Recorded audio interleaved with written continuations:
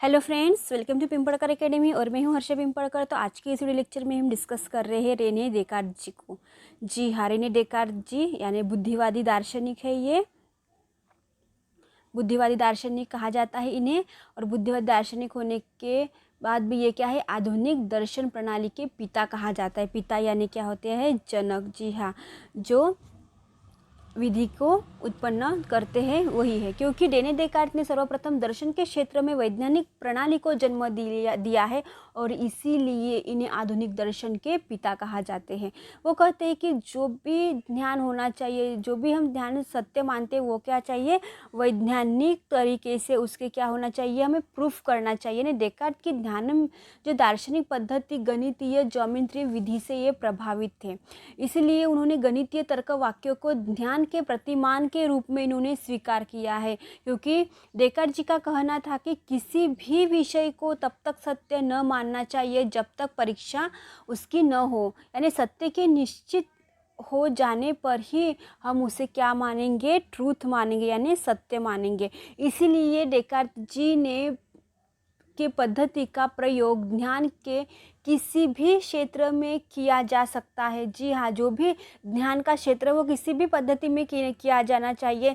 इसके आधार पर हम निश्चितता सत्य की क्या करना चाहिए, प्राप्ति करनी चाहिए, यही कहते रेने डेकार्त जी। और इसीलिए बुद्धिवादी दार्शनिकों ने निगमनात्मक पद्धति को जन्म दिया। ये निगमनात्मक पद्धति को क्या करते हैं, मानते हैं। तो ये है हमारे रेने डेकार्त जी। तो वो कहते हैं कि रेने डेकार्त जी की ध्यान मीमांसा पद्धति कैसी थी। तो रेने डेकार्त जी ने एपिस्टेमोलॉजी के दर्शन में महत्वपूर्ण इन्होंने हमें जानकारी दी है। तो यूजीसी नेट में हमेशा ही, यूजीसी नेट में क्या कोई भी क्वेश्चन जो भी पेपर है आज तक मैंने जो देखा है उसमें ध्यान मीमांसा को किसे कहते हैं, तो ध्यान मीमांसा को एपिस्टेमोलॉजी कहते हैं और एपिस्टेमोलॉजी को ध्यान मीमांसा कहते थे। एक क्वेश्चन यहाँ से बनता ही है। तो आधुनिक इन्हें क्या कहा जाता है, आधुनिक दर्शन के इन्हें क्या कहा जाता है, पिता कहा जाता है। और इन्हें बुद्धिवादी ध्यान मीमांसा को उन्होंने स्वीकार किया। जो क्या है, बुद्धिवादी दार्शनिक है।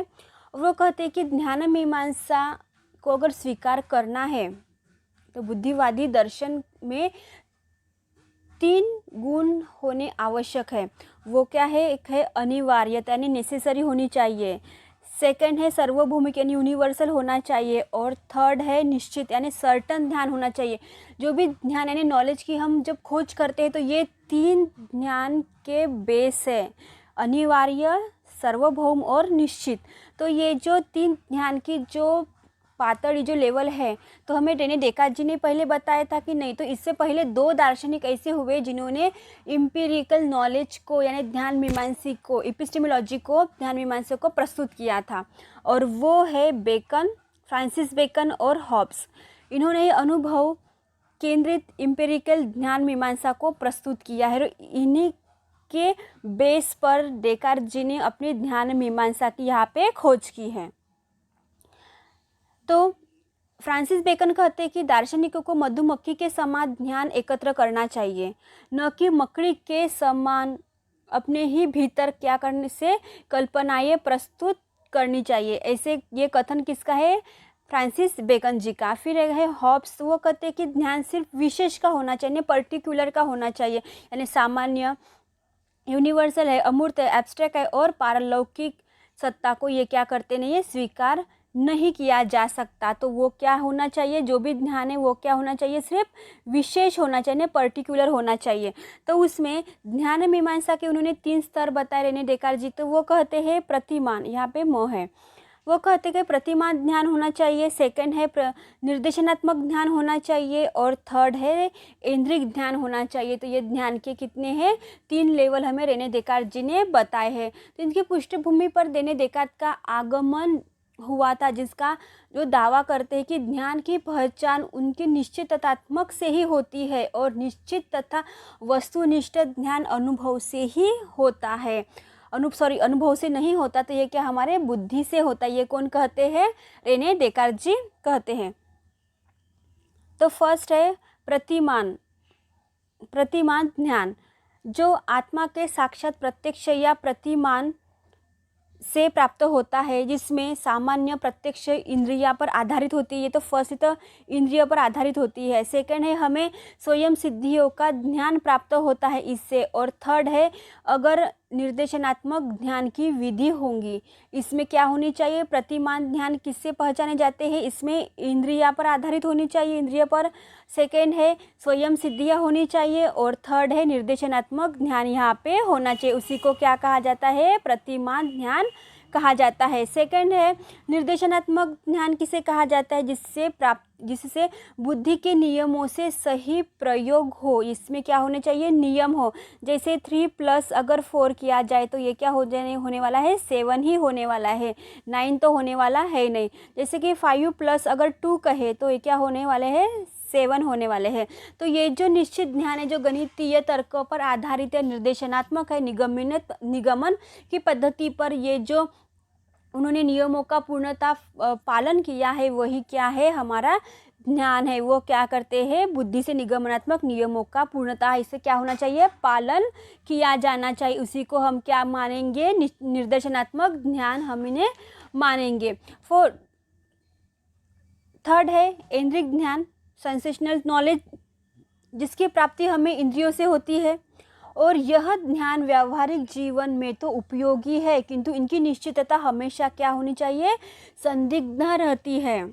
जी हाँ, जिसकी क्या होती है, इसकी निश्चितता हमेशा ही संदिग्ध होती है। इसी को क्योंकि हमारी इंद्रियां कई बार भ्रम और मति भ्रम का शिकार होती है।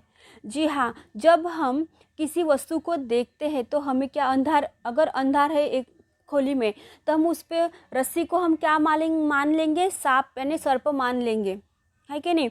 तो इसीलिए क्या, जो भी हमारी इंद्रियां है, कभी कभी हमें मति भ्रम भी तो होता है।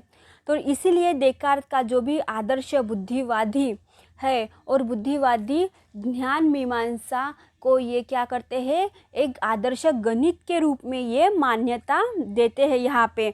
तो गणितीय पद्धति के प्रयोग दर्शन में करना चाहिए। तो ये फर्स्ट कहते हैं कि जो भी पद्धति है वो गणितीय पद्धति के रूप में करना चाहिए। और गणित में जो ध्यान प्राप्त होता है वो क्या होना चाहिए, सर्टन होना चाहिए।